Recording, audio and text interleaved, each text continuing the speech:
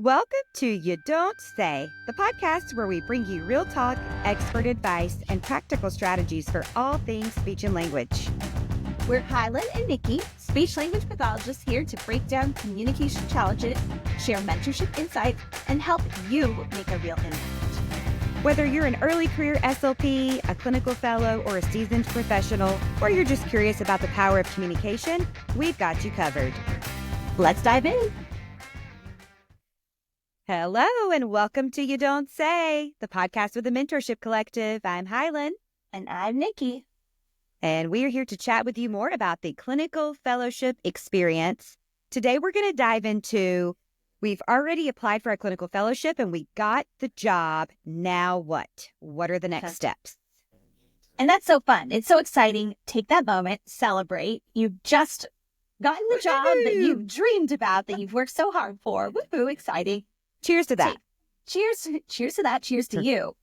Take that moment and also don't overstress before this. So take whatever time you have until you start your clinical fellowship and do something fun. Do something exciting. Yeah. Whether that means going out with some friends and getting dinner or going with your family to celebrate. I don't know, go to Disneyland, something that's fun. Yeah. To be able to celebrate, because this will be the last time before you start that you are not going to have a caseload of kids and all of this sometimes pressure that comes with a job. It doesn't have to be pressure, but it can feel like that when you first start. So take this moment and enjoy it. And then what do you do next? Well, this is kind of the piece that we want to dive into. So that first part, you get the job. What do you do? Now you have to work on getting that licensure. So what does that look like? We need you to go to your state, your speech language pathology state board, and you're going to find all of the requirements on that. It's going to look different from California to Arizona to Kentucky to Alabama. All of these different states have something of a requirement. It's not universal, which is unfortunate because it would be really nice if it was universal. Yeah. But the states have their own requirements of what this looks like to get your licensure. Some call it an RPE, and some people call it a provisional licensure. Right. So it's going to be called something specific to your state. And you're going to want to look at what that means for you to be able to apply with your supervisor. And you're going to need to fill out the necessary paperwork that they need to also fill out as well. So if you're out of state, this is going to take some coordinating. Because if you're out of state, they need to sign the paper. This is where you go back to the state. It depends on the state. Some states require you to have blue or black ink, and it cannot be an electronic signature. Now, this is not fun when you live in another state and you want to go to California and you're in Washington. You're like, no, I do not want to fly. Well, you're not going to fly, but you're going to have to mail back and forth. And what does that look like? And making sure that you fill everything out, that you don't do something incorrectly. And I think that's something that California has a specific requirement, or at least they did in the past, of having blue ink. And we signed it with black. And it got spit back to us and we had to do it again. And it was just extremely frustrating to have missed that little piece and to not have to. I think this actually happened to me. I think I didn't do it in blue ink when I was No, it happened to me too. And I was going to say, Nikki, even take a step back further, how do we find these websites? So what I did and what we do, because so many people will say, okay, I hear you. And then they get on their computer and they're like, okay, but how do I even find my state website? You Google it. You just Google State of California Speech Language Pathology Board, State of Illinois Speech Language Pathology Board, Arizona, wherever. You pull up that site and then you should have prompts that tell you apply for a temporary license, apply for a permanent license, or something about speech language pathology and audiology. And you literally click that and every state's going to be different, but it should give you step-by-step instructions. Some states want you to print out that paperwork, like you said. Some have moved to online applications, which is amazing. California has moved to that now. Thank goodness. But some states don't. California, though, is going to require you to basically give your firstborn, right? The state of California requires so much. Background checks. You have to sign forms for that. Fingerprints to make sure that, everything checks out. But some states just say, hey, pay us $35. Sign this form, send us your transcripts, and you're good to go. So I think that's an important piece too, is Google it, find it, and walk through and read all the fine print. making sure you're Yes. either signing the forms or if it's electronic, and print it out as well. I suggest that print out a copy of it too, so that if possible, so that you're making sure you are following every step. Because sometimes too, it'll say something like, okay, before you can even submit the full application, you have to submit your fingerprints, or or your supervisor has to sign this form and you'll get an email confirmation. Then once you get that confirmation, you take this to the fingerprint place. It's kind of wild. So that's where you want to start for sure. It's a lot. Absolutely. Don't panic as much about ASHA. ASHA is a lot easier. All you're Right? doing is going on and creating, like electing your supervisor Yeah. goes on and elects that they are. I can't even remember exactly how it. It's a the portal. last- It's a portal. It's a clinical fellow portal. And you Yep. go in and you just say, this is going to be my supervisor with their ASHA number, and they just accept it. Isn't that how it works on the Yep. other end? Yeah, Yep. it's super simple. So ASHA is not your problem here. It's really the state Yes. with all of their requirements. But yes, I mean, thinking about even fingerprinting, making sure that you're fingerprinting, that you're going to whatever. Gosh, I cannot think. I just had a baby recently, not even recently, 5 months ago. My brain just is mush at times. But whatever site you're going to get your fingerprints done, make sure that the state that you're going to accepts it from that site to the specific sites. Because I drove once just to get a license in Texas, and I had to drive to LA because when I went to San Diego, I sent those fingerprints and they said we don't accept these ones. You need to go to this specific site to be able to have it accepted. So I had to drive 2 hours to go get my fingerprints done. And a lot of this is updating itself as time goes by, but that's too long ago. That was only a couple of years ago.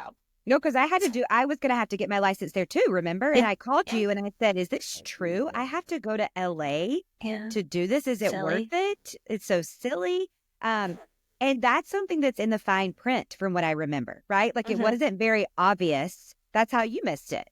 Yeah. Well, and you just think fingerprints, let me go to a fingerprinting agency. Right. And I still, to this day, I'm like, I don't think I could have caught that unless I made that mistake. So hopefully you guys learn from our mistake and you look into every little piece of it, because the last thing you want to do is submit something and have to go and redo it. That is so frustrating. So blue ink, black ink, where the fingerprinting is done, specific steps like Highland mentioned, which steps need to be followed first and which ones can be followed at the same time. Does your supervisor send this in? Do you send this in? We highly suggest you sending it in with priority mail. Not even priority, where they sign it. Unless it's a PO box. Certified mail. Certified.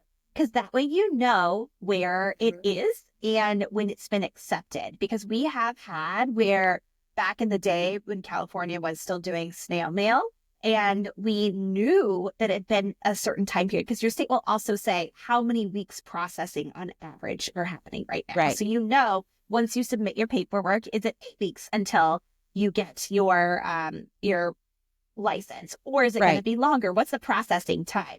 And we've actually used it where we were like, actually, we submitted at this time. They signed for it this date, and you cashed our check on this date. So it's been over 8 weeks. We need to understand how long it's going to be until this licensure goes through. And licensure goes through really quickly as soon as you have that documentation. Yep, absolutely. And you called. You took the time to call or email them to say, hey, I have proof that you received this. I just want to check on this. I'm really excited to start my job. Where are we in this process? Because like you said, you're not going to be able to practice and see clients until you have your license. So there might be some companies or some organizations that want you to start immediately. And that's a little bit of a flag of, because you can't start seeing clients until you have that license. And so from the time that you submit your paperwork, depending on the state, it could be 2 weeks. It could be 12 weeks, 16 weeks. Every state is different. So you're going to want to make sure that you're looking up that processing time on that front end as well. And understanding, making sure that the whoever you're going to work for, your boss, also knows that this is what the time period looks like. You cannot work before you have this. It's extremely important. You're not working. You can go in and observe, but you cannot see kids one-on-one until you have your licensure. Right. Exactly. Yep. So making sure that that state process, that you're following all those processes, you're looking at what that state requires on that website. Don't be afraid to email them or call them to ask questions and to get specific information. And then once you receive that license, you should get an email or a paper copy or both saying, congratulations, you officially have your license. Or some sites like California will post it online. And there's a portal that you can search in that says online verification for SLP licensures. And you type in your name and then your name pops up with a copy of that temporary license. That license is so important for a lot of reasons. You have to get a national provider identifying number. So basically it's called an MPI number. Every provider in the country, whether you are a speech language pathologist, a pediatrician, an OT, a nurse, if you are a healthcare provider, you have to have one of those numbers. And so you're going to want to register for those. You also have a variety of other numbers that your employer should be asking you to generate. But that license is crucial for even being able to apply for those because that proves that you are a provider. Absolutely. Yep. These are the things you do. We want to make sure that you are submitting it correctly, follow all of the fine lines, make sure that you are looking at every little piece, whether it's blue ink, black ink, every little thing that could catch you up. Make sure it is all neat and tidy in a bow. Make sure you're working with your supervisor, send it in, and make sure that you're sending it in certified so that you know when they receive it. I know that's a little bit of extra money, but make sure you're sending it in certified. When you send it in certified, what happens is you can follow it. And now you have a reference point of when they've received it and how long it's going to take. So just a quick recap for all of you. This is important. We want to make sure that you understand when you received it so you know the processing time. Look at the processing time for your state, follow it up, and then don't be afraid to reach out to the state and ask them the status if it's getting really close or if it's passed.